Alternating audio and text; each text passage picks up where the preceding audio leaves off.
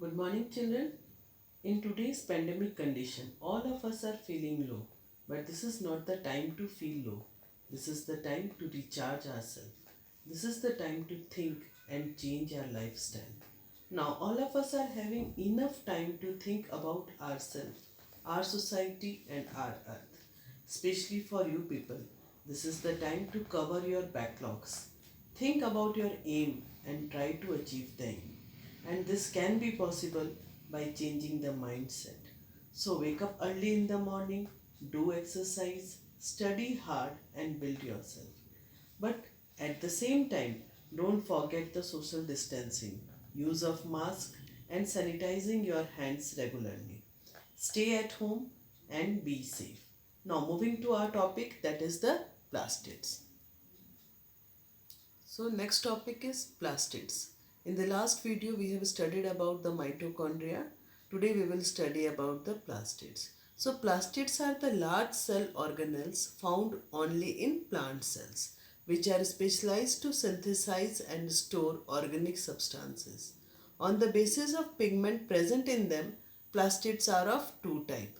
First one is leucoplast, that is the white or colorless plastid. They generally take part in storage of food material. They are mostly present in the storage cell of root and underground stems. Next is chromoplast, that is also known as the colored plastid. Chromoplast are of two subtypes. First one is non-green chromoplast that are photosynthetically inactive. These plastids are colored red, orange, yellow, etc. They are mostly found in flowers and fruits. Now next is chloroplast, that is also known as the kitchen of the cell. Chloroplasts are green colored plastid due to the presence of chlorophyll. They occur abundantly in green color leaves and green part of the shoot. They trap the solar energy which is used for manufacturing food. So I think you must have understood that plastids are of two types. First one is the leucoplast, another one is the chromoplast. Leucoplast is the colorless plastid and chromoplast is the colored plastids. Now, structure of the chloroplast or the plastids. So, chloroplast is bounded by an envelope of two membranes. See here, the outer membrane and the inner membrane. This is the outer membrane and another one is the inner membrane. This is the inner membrane. This layer is the inner membrane and this layer is the outer membrane. The inside of the chloroplast is clearly marked into a colorless ground matrix called stroma. So this is the stroma. This this color is being shown. That is the stroma. See here.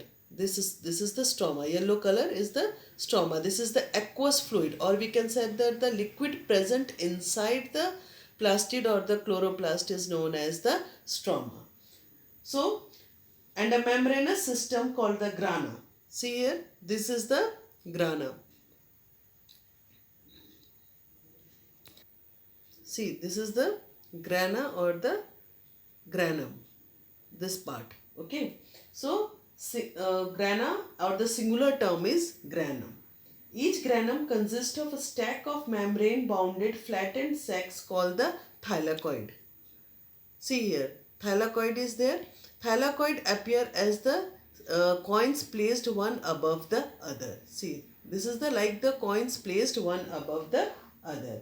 Thylakoids contain molecule of green chlorophyll and yellow-orange carotenoid pigments. They take part in trapping solar energy. Stroma contain enzymes, DNA, RNA and ribosomes. Now moving to the functions. Chromoplasts provide color to fruits and flowers. They attract animal to help in pollination and fruit dispersals. Leucoplasts take part in storage of protein, starch and oil. Chloroplasts trap solar energy to manufacture food through photosynthesis. Now to make the plastids more clear, we will study through the video. Already we have studied about mitochondria and we know that mitochondria is having its own DNA and ribosomes. Plastids are another cell organelle that have their own DNA and ribosomes. We know Chloroplast as the kitchen. We know chloroplast as the kitchen of cell where glucose is produced. So obviously it is the only present in plant cell as animal cell cannot prepare their own food. But there is a specific type of plastid known as chloroplast. Plastid that contain green pigment, that is chlorophyll, are called chloroplast as they perform photosynthesis. There can be various orange or yellow colored pigment other than the chlorophyll. So this chloroplast give green color. So color of fruits, flowers, etc. are caused by plastids known as chromoplast.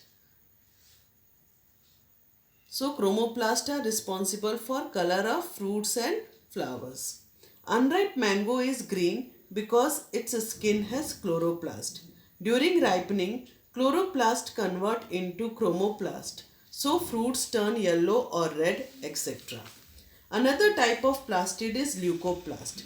Leucoplast has no pigment. Still it performs an important job of storing starch, oil and protein granules. Now moving to the structure of plastid. Like mitochondria, plastids also have two membranes. The space enclosed by inner membrane layer is called stroma. Stroma is protein rich. It has its own DNA and ribosomes, just like mitochondria. You know, many layers of membrane are stacked over one another in structure. It's look like stacks of discs. Each disc is called thylakoids. Each stack is called a granum, the plural form of grana. So there are many grana inside the stroma. The thylakoid membrane contains chlorophyll and other pigments. So next cell organelle is ribosomes.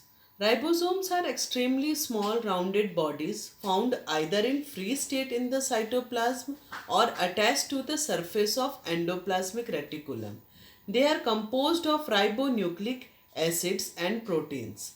They are not bounded by a membrane, so they are present in both prokaryotes as well as eukaryotes. Function: ribosomes are the site of protein synthesis in the cell. They are therefore also called protein factories. Now next is vacuoles. Vacuoles are storage sacs of solid or liquid contents. Vacuoles are small sized in animal cell while plant cells have very large vacuoles. Vacuoles are of three types. First one is sap vacuole. In plant cell, vacuoles are full of cell sap and provide turgidity and rigidity to the cell.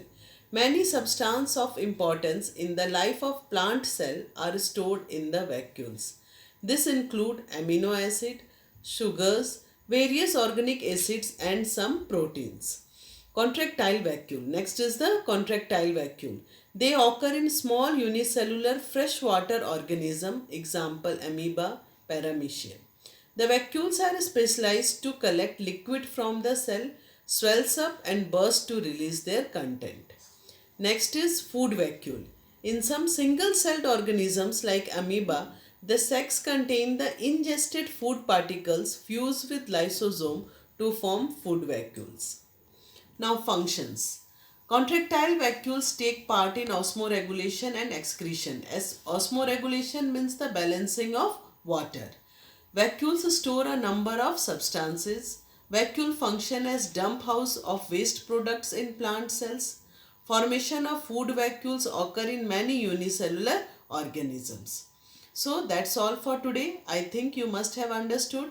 If you have any doubt, you can ask through the campus care. Thank you.